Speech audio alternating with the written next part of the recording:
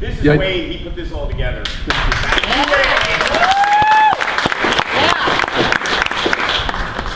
Yeah, I'm associated with Ward 9 and also on the board of Nightingale and on the board of Eugene Peaceworks as well. Yeah. I'd like to introduce a few people to you. They're sitting in the second row. So Diane, would you please stand? You're a member of Ward 9 and you've also been at Opportunity Village. Thanks for being our guest. Dan can come up.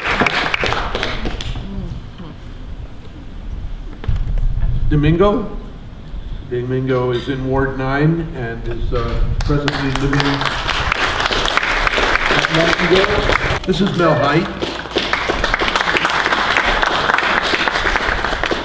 3 minutes and we'll just pass the mic. Go ahead, cool. You start. My name's Mel Height. Sorry, I'm a little emotional. You know, I was watching this and just the biggest question that I have, I guess, is that so many people and film crews and bystanders and advocates came down to watch this and film this. Why the hell weren't they standing with them? Why weren't they sitting in there? I mean, 4 people, I applaud that, obviously, but if it took all those people just to come down and document what's going on, why couldn't more people come down and stand with them? So sorry, that makes me a little emotional, because this is our story. This is Eugene's story, you just don't see it all the time. And the things they're talking about in the media, they are so spot on. I've had my own words twisted, that's why I don't talk to them anymore. Because I know what I believe, I know what I think, and I say the real thing, and it doesn't get put on media. So I'm done with that, you know. Sorry, okay. What do you want them to know about your story? My story, you know, I've been a runaway in foster care and kicked out since I was around the age of 12. So there's been a lot of back and forth with that, but the biggest part of my story starts in 2011 when my 3 kids and my 2 dogs had to leave a domestic violence situation. We stayed in a shelter for a couple weeks, and my ex just happened to be too close to finding us, so they asked us to leave. And every other place that we went to, every other place that we tried to get help from, either wanted to separate my son from us because he was 16 and could be perceived as a threat to people in the safe houses, even though, I mean, he had done nothing wrong. And of course, I couldn't let that happen. And either that or they didn't want our service dogs. So, you know, I talked with the kids and we decided that we would just stay in the car. So that's what we did. And we traveled Utah, Montana, you know, all kinds of different places. We're gone for, you know, a while, and then ended up here in Eugene and started over, and it was awesome. Then I lost my place and ended up homeless here. So these people are my family. It's really hard to see this. I just think we need to be doing more. They have great stories. There's people with their, you know, professors and bachelors and incredible people who have incredible talents and wonderful things to add. And we need to start looking into that and speaking with people more, and instead of just listening to what the media says. So. Thanks. Yeah.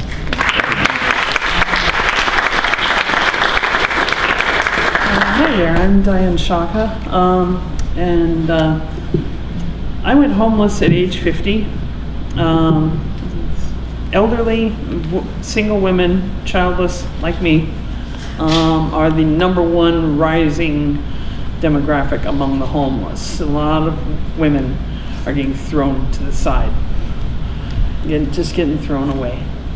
I went homeless. I went outside late August 2012, and it was something of a convoluted. For about a week, I when I went outside, I made myself 3 promises. I said I would never do drugs, I would never sleep in the bushes, I would always have a roof over my head, and I would not spread my legs to get a roof over my head either. So I had a car and a trailer that I stayed in that was going to be a food booth. I used to do shakas focaccia. I was a small business owner. I used to sell shakas focaccia at Saturday Market. Some of you may know me. May have bought my bread. Anyway, I've had a couple places staked out, and I just stayed mobile. One step ahead of the criminal element, one step ahead of the cops, one step ahead of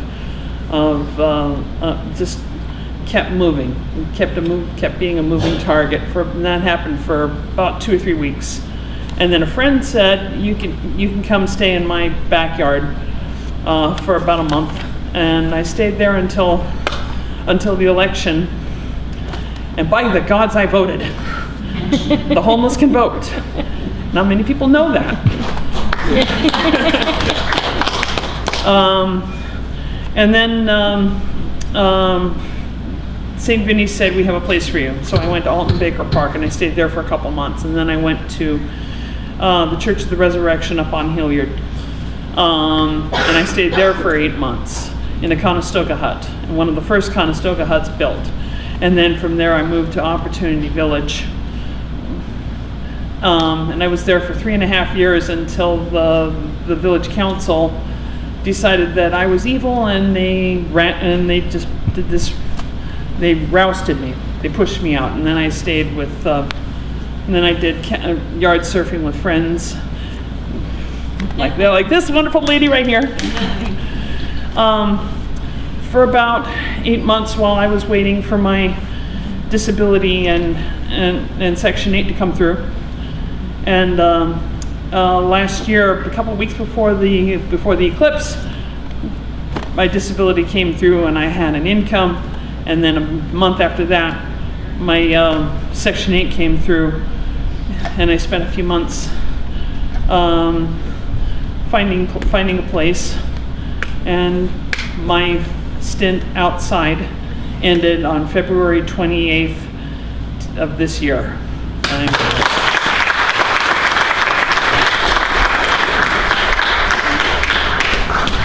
This is Domingo. I'm going to just take a pause for a moment and ask you to be thinking of a question, and then you'll have that all together. And if you really are urgently wanting to talk with somebody who has just talked, we don't want you to wait too long, but this is basically the general flow of things.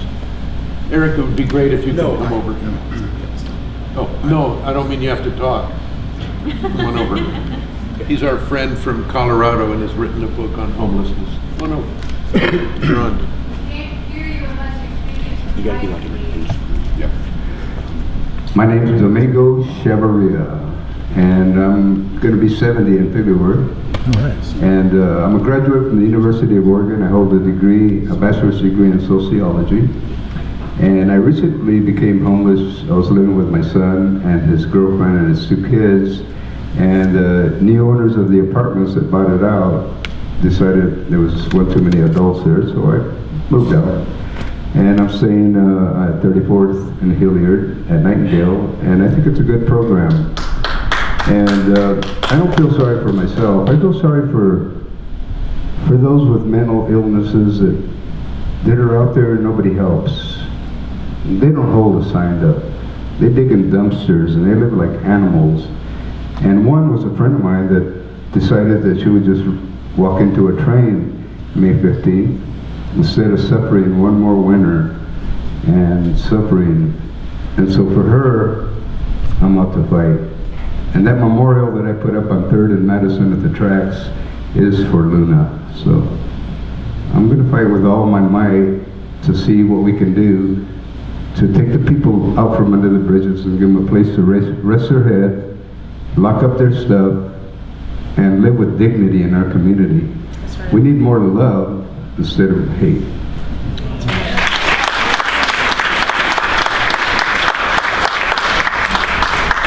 I think it's worth noting that what we tend to hear at meetings city council, county commissioners, poverty and homeless board, we tend to hear that it's this group, which is the homeless, who also are mentally ill, who also are, and that's actually misleading. It is misleading. What I'm going to tell you about now is a different way to think about that. There are mentally ill people who have wrestled with mental illness all their lives. Some of them become homeless. It was not that they were homeless and became mentally ill. There are people who have struggled with addiction much of their lives, so much so that they became homeless. It's not really quite accurate or fair to lump them in together and call all those folks homeless. There are people who were born in poverty and have struggled with money and don't ever have any, and what they do have, they don't know how to manage. They give too many things away. They also become homeless. They're not first homeless. So the numbers of initial causes of homelessness begin to decrease when you begin to take into consideration that some have some have mental illnesses and physical illnesses and physical limitations. Some have carried weapons and on bad nights have used them inappropriately, and so they go to jail and then they come out and they're going to be homeless. There are many different stories, and they're all valid stories. So I simply want to ask you to consider, if you can possibly plug in as a volunteer somewhere, to be mindful that this is not a big bunch of homeless people first. It's a big bunch of homeless people who were something else first.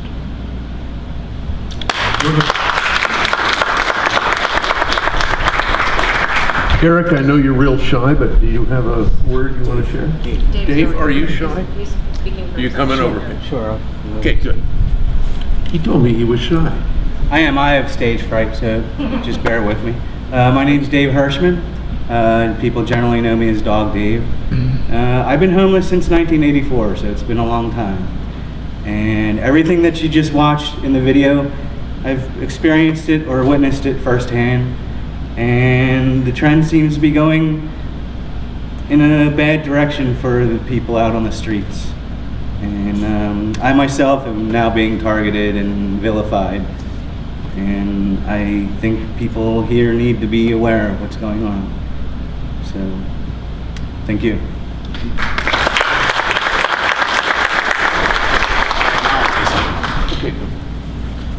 I'm not shy, and he knows it. I'm not shy at all. I have somebody else that I'd like to add to this panel that came with me.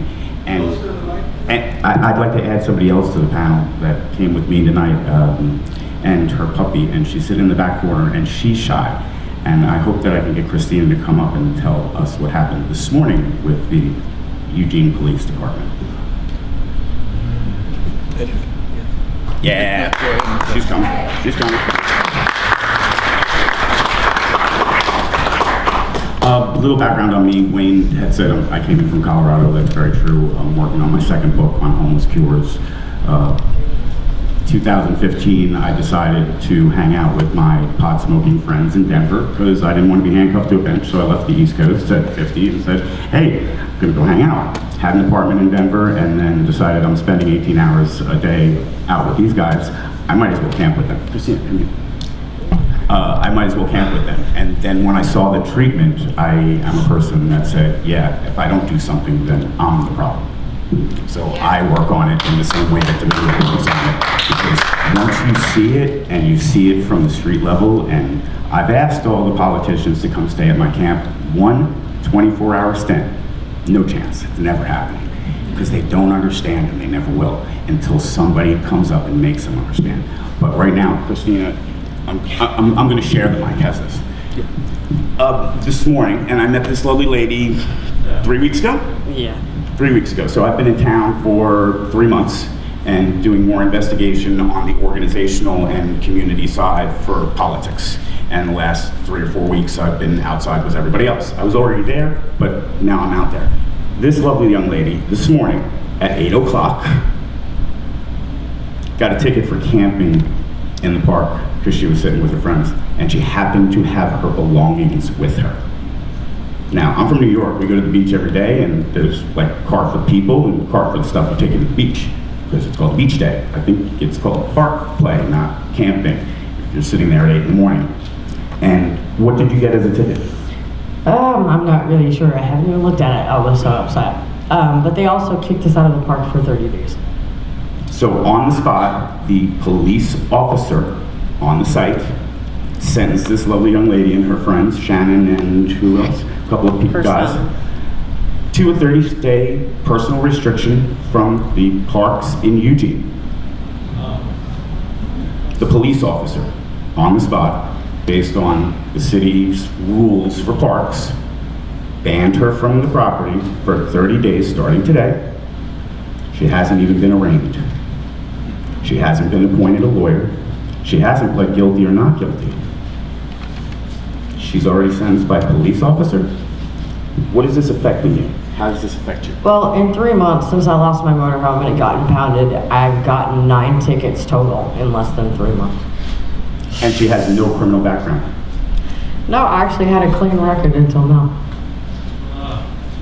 And how old are you, if I can be so crass to ask the lady that, so they actually 43. have an idea? 43. 43 years, no charges. Now she's a criminal because of poverty and sitting in parks or in front of a building that may or may not have filed a trespass letter with the police about their sidewalks in Eugene. The awareness has to be made real because she is dying inside and I see it. Well, I also have medical problems, like a lot of us out here. But the cops don't understand because they're not in our shoes. And nobody who hasn't lived it could ever understand. And they don't want to take the time to understand. And that's by their choice. And that's sad to me. And she came to me last week and said, the 11th, Jackson, we're going to the city council meeting and I'm bringing my people with me. So we'll see that that works out.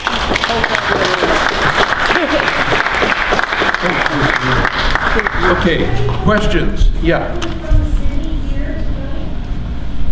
Is anyone from the city among the audience?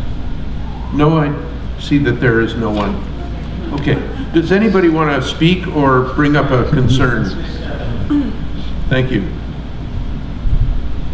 This documentary was so powerful. And the problem is, it's a venue like this. If we had decent reportage by local television of each individual in every city, the plight of homeless, and it be shown on television, I guarantee it would hit a mark in the hearts of people. But then the only way, this is a national problem.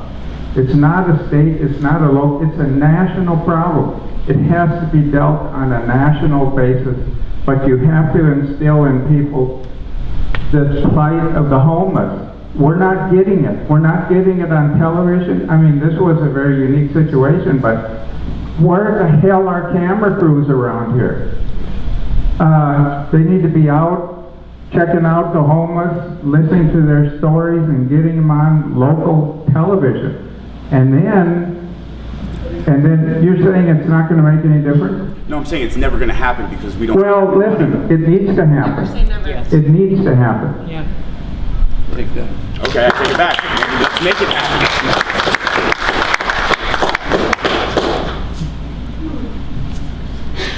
One thing that struck me in the film was so many of the people who were shown were missing teeth.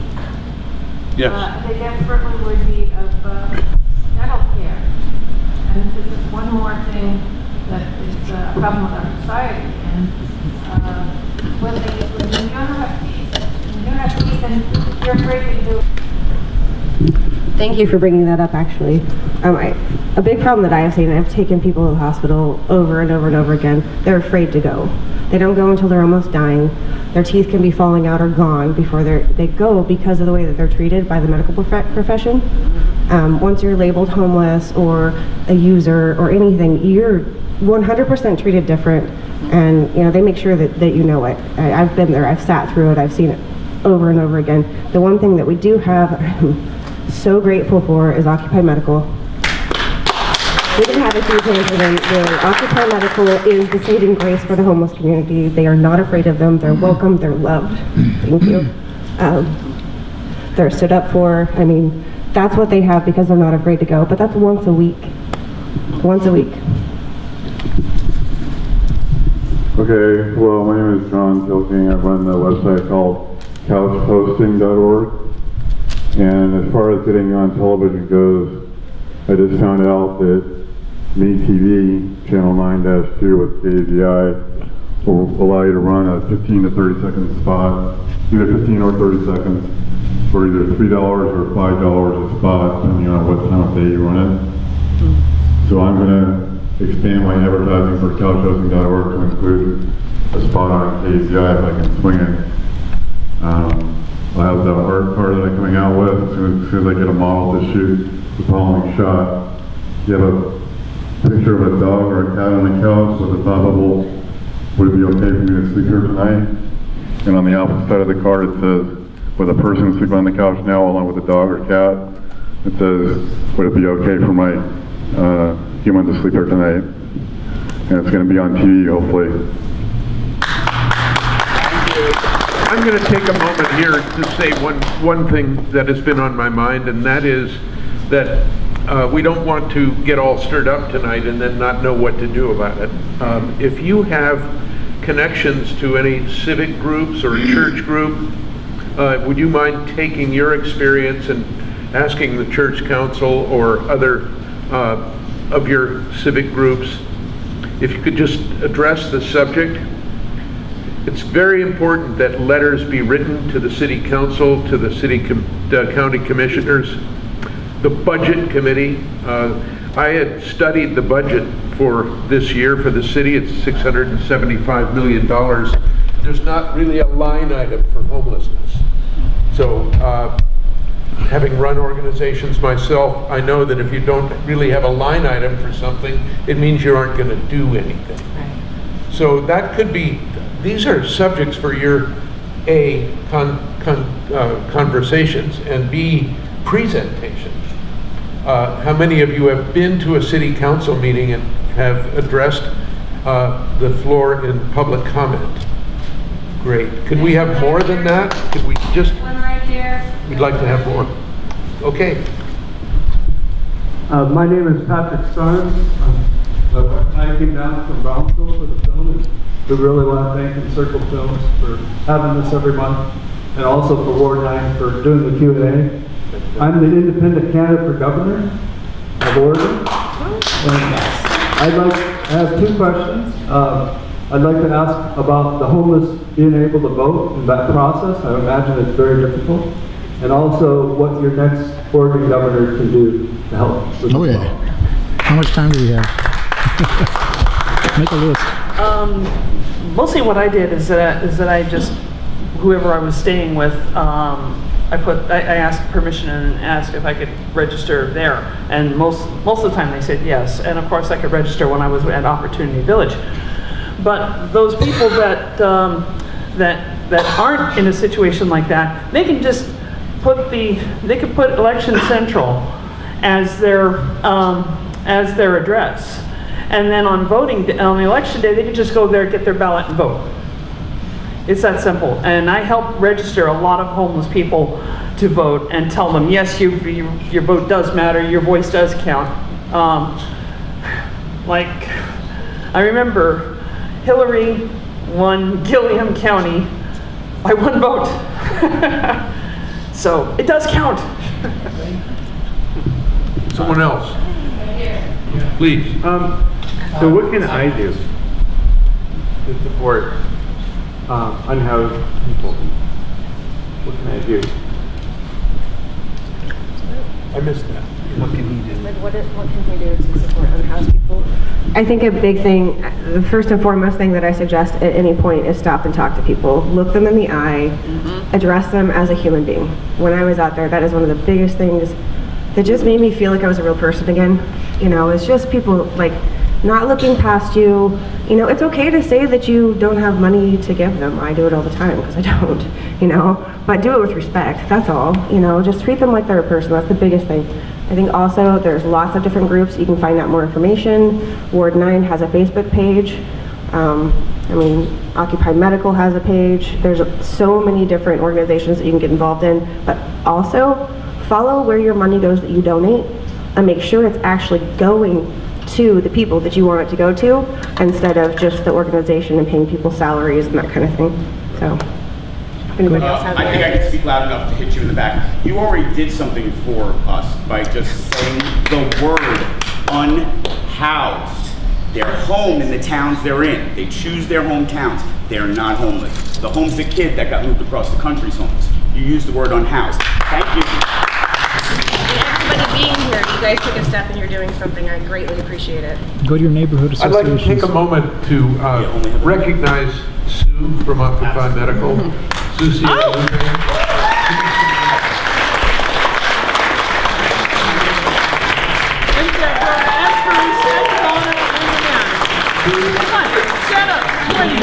you want to respond in any way to the movie? Yes, I would like my fellow volunteers, Let's have that. Donna Riddle, Yes. Deborah Hollow, Bruce Hollow, and Arlen.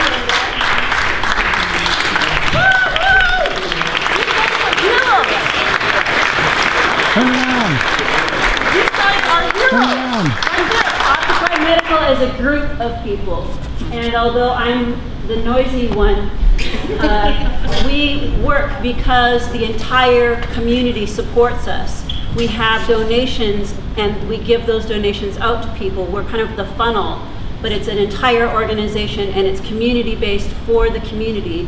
And we understand that healthcare is a human right, and I'll be damned if I'm not going to see that thing actuated in this city. And these people stand with me, and I'm glad that you guys are here. You want to know what you can do? Hand out socks.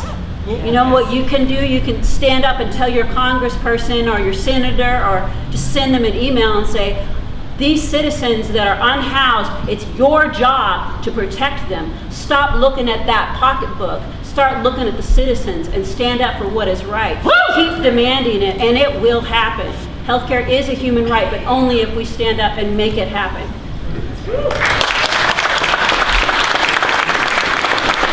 And you can show up From back here. at 5th Street between Washington and Jefferson at 10 o'clock on Sunday morning and help us set up a tent. And interact with people that are out there. You meet a lot of good folks there when you do. Yes, question Shout out there. for Even Warming Center. Even Warming Center always needs volunteers. Check it out. Go ahead. I just want to say that I came to Eugene last summer. It's been a year, but I was living in my truck and trailer, and I'd go to all the parks around here and stay. But one time they gave me those little notices that said I was camping. And then a week later, I was in a different location, and Officer Hubbard said, "Didn't we tell you, you know, that we're going to tow you away?" And they towed my whole truck and trailer away, all my stuff. Luckily, a bystander paid to get it out. It's like $375. I paid them back. Took me a while, and so now I'm in a house that's being for sale. So I kind of have a place to, you know, be. But I like to make bike trailers because I'm good at it, and some people can live in a bike trailer. Not everybody. But I think if we had a place to go, like a special camp, we could develop bike trailers where you can actually shelter yourself in a micro mini way, just for some people. We're down to our last question, and then I'd like to say good night. Yeah, I'm Lynn Porter. For over 6 years, Thank you. For over 6 years, I've run the Homeless Action Facebook page and email list, which is a Google group. There's a tremendous, there's a tremendous amount that could be done locally if local governments would just do it. But it takes pressure to make them do it. We desperately need, whoever's playing that, would you please turn it off? Actually, we can't. We Okay, deep breath, and I'll talk louder. We desperately need political organization. We have a bunch of nonprofits that have set up over the last several years to provide what shelter they can and to provide services like Occupy Medical, but we don't have political organization, and that's what it's going to take to move local governments. There's things they can do, but they've got to be pushed to do it. And I kind of made that just the other day. That's just a mock-up. It's just but I mean, it just shows you the size of something. But I went to the university today to show off my sign and had a really good time. And I went to the design school. Oh, and I met how did that go? It was really cool. They didn't even know I wasn't a student. They just I was there like looking. Were they friendly? Yeah, they felt like I was a student. You know, and I went in there. They're showing up chairs. But I met a man. His name was Rob.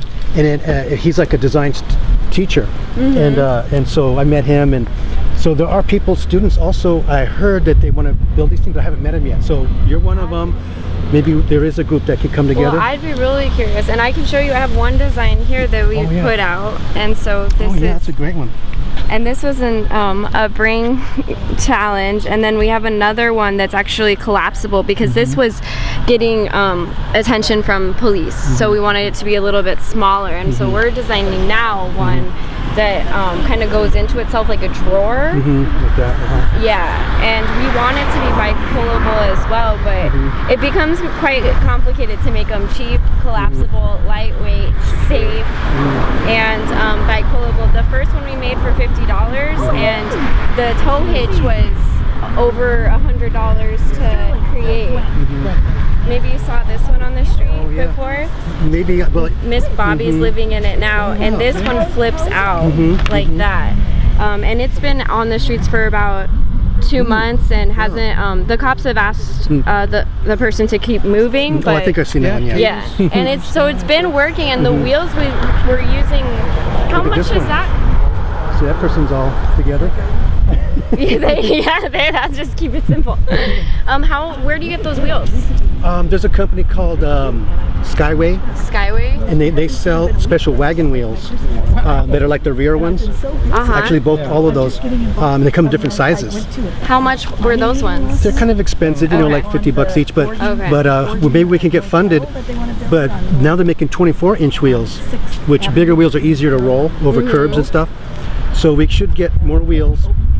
And then that wagon, that trailer is called a Bikes at Work. Bikes at Work? It's a brand name. They make them in Iowa. And that cost me maybe $500 like 2 years ago. And then I just thought it was just driving up for 2 years to make that sign. Sure. But anyway, I really do want to make designs, and I found out on YouTube they have a lot of designs already. Yeah, for the micro shelters. And different wagons and bike trailers. And we should get help with the human-powered people. Machines, yeah, the cat. Yeah, actually they have one. It's a camping trailer. Yeah, it's really cool. It's quite expensive. Yeah, $700 for my budget. Yeah, $700. But we can try to copy it. But, you know, that's my dream is to help make little miniature wagons, and I want to make them look like a Conestoga wagon. Cool. But just scaled down to the size you can pull. And then we need permission to put them places like a churchyard or something, a schoolyard, and just practice trying them out in camping. You circle the wagons and have like a center where someone could play music or speak. But I'm really glad you're doing this and everyone else, because I think there's hope and we're going to have fun doing it. Hey, what's your contact information if anybody wants to? I don't have anything right now, but got an email address or anything like that? I live at 2085 Roosevelt, and you can stop by. The house is for sale anyway. Yeah, I'll be homeless as soon as it sells. Oh, 2885? Well, what's your name again? Jerry. Okay, Jerry, nice meeting you. Hey, thank you very much.